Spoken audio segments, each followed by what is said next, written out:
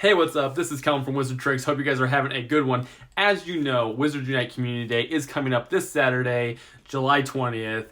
First community day ever by Wizards Unite. I'm really excited, and this is going to be a video on a guide on what you need to know about community day and how to best prepare so you guys can have the most benefit out of the day. Make sure you get everything you need and have a great time doing it with everyone around. So here it is. Check out the guide to the community day for July.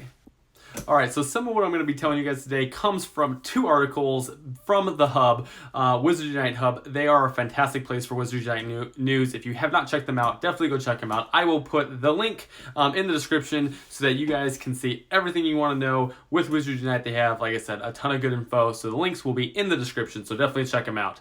Alright, so when is Community Day? We'll just handle this right now. So Asia Pacific, they'll be having it from 1 p.m. to 4 p.m. The Middle East, India, and Europe, you guys will have it from 10 a.m. to 1 p.m. And then Americas, you will have it from 11 a.m. to 2 p.m. So everyone, most of the people who watch my channel, you're probably in America, so it is 11 a.m. to 2 p.m. PDT time. All right, so that is when you need to be playing when you get out there to go. So that is when it is. Now let's jump into what is going to be happening for the community. What are the details? What are we going to be doing? What is this community day? How are they going to do this? So basically, this community day, you're going to see a big increase of Hogwarts school foundables. So that's basically what we're going to be going after, and the threat level of those are going to be higher up. So we're going to basically be able to see rarer or more rare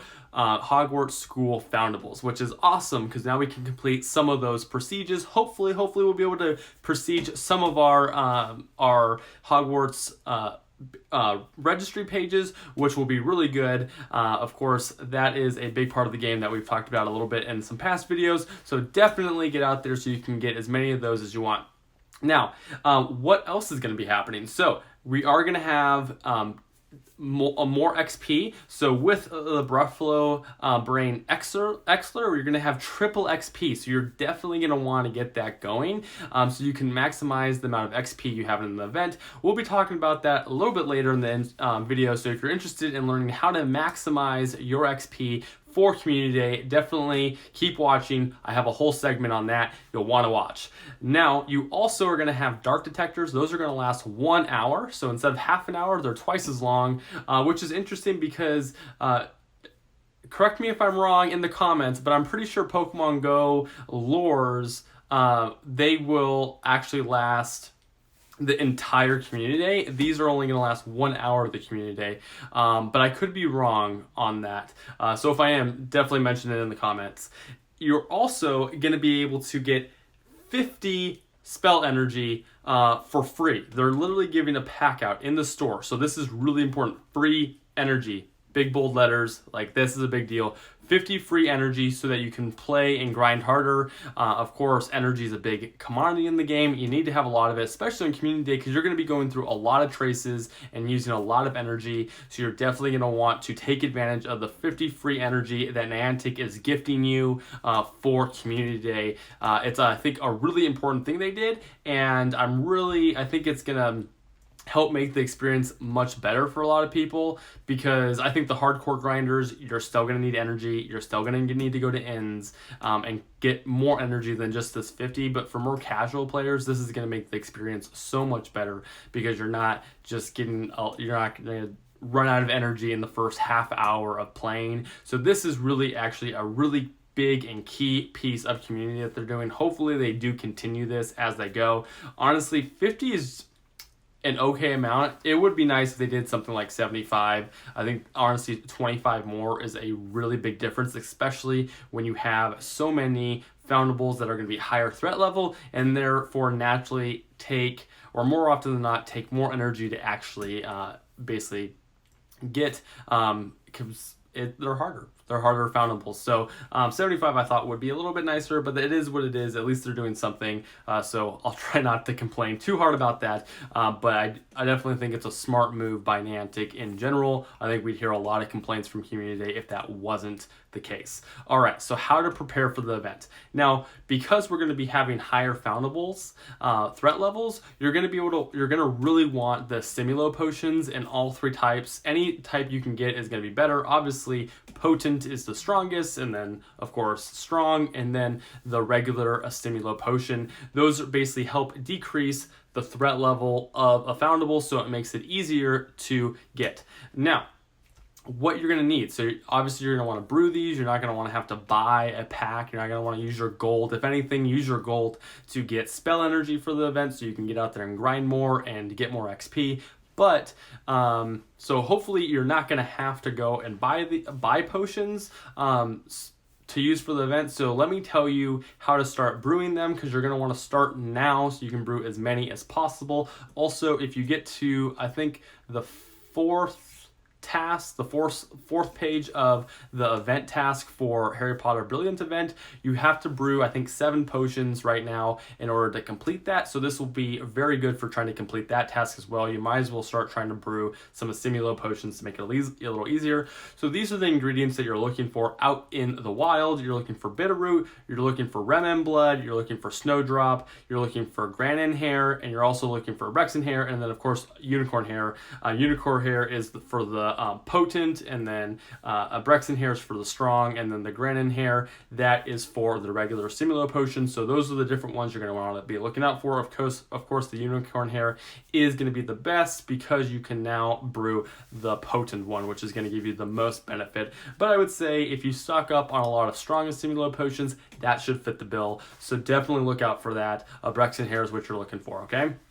All right, so that is a big chunk. There's definitely more that we're going to talk about. I really want to get into how to grind on XP as well. But overall, I wanted to also go through the traces that you guys should really look out for. That way you know what is maybe you should use in a Simulo potion on, what are the things that you should use that on, and I'll let you know the increase spawns for these traces. So we have the Bogart cabinet, so that's one of them. Of course, that's Hogwarts School. All of these are going to be Hogwarts School increases, and these are the ones you want to look out for because, of course, it's Community Day, and they're picking a specific type of family foundable, and it's the Hogwarts School, so all of these go under that one. The next one is Fox, which I'm really looking for. That's the Phoenix. That's Dumbledore's Phoenix. And then there's the Gryffindor students. There's also the Hogwarts Cup. There's the Hogwarts Hourglasses, which I'm also looking forward to getting. The Hufflepuff student, Morning Mortal, the Owl Lectern. I'm not sure that's how you say it, but I think that's it, which I'm also looking forward to. This is a rare one. I haven't found this one before, so I'm also really looking forward to this one. Of course, Peeves, which is, he's Peeves. Then you have Professor Sprout, and then you have Albus Dumbledore's portrait, as well as Professor Flitwick, McGonagall, Ravenclaw student, Slytherin. Shout out to Slytherin. See you soon, Chris. We gotta meet up. And then of course the Slytherin student, Sorting Hat, and those are the ones that you really want to look out for while you're playing Wizards Unite. So now, with that being said, let's definitely jump into how to maximize your XP for the event. Alright, so there's a few ways to look at grinding for XP in the community. You can either do fortresses or traces. Now, just to be prepared for both of these, you're going to want to stock up on at least 5 to 6 Buffalo Brilliant Elixirs, 6 Dark Detectors to put on your different ends, and then of course a full supply of energy. That way you don't have to use Niantic's free 50 bonus. So definitely check that out, and of course make sure you have a port key being walked because you're going to want the extra XP from those when you unlock them. All right, so this particular guide talks about a easy, medium, and hard level of battling fortresses, and they do it based off of doing the first chamber fortress battles. So easy is 2 to 3 traces per battle, basically, and then medium is 1 to 2 shots per battle, and then hard is 1 shot.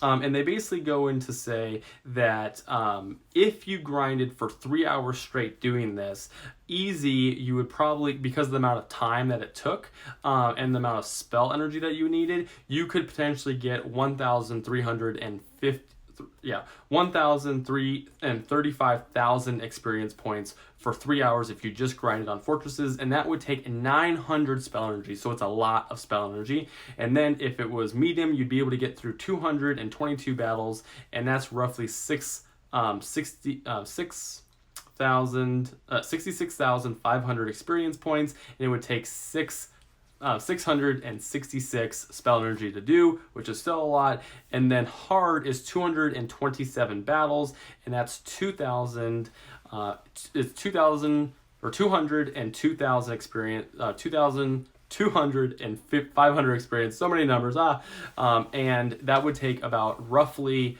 540 traces. So spell energy is what that equates to. But that's what you could get out of if you did grind and you were able to do basically you were able to knock out an opponent in one shot, and you did that for 3 hours straight. You could get 200,000 experience points, which is crazy. That's a lot. So if you're grinding, that's what you want to do. That's a really great way to do it, but you probably have to be a higher level of your profession. That way you can knock them out. Of course, Aurors will probably be able to do that a little bit better, but all the professions are good. But of course, Aurora is a little bit tankier in terms of damage, so you might see a little bit of an advantage there. But any profession should be able to do that as well.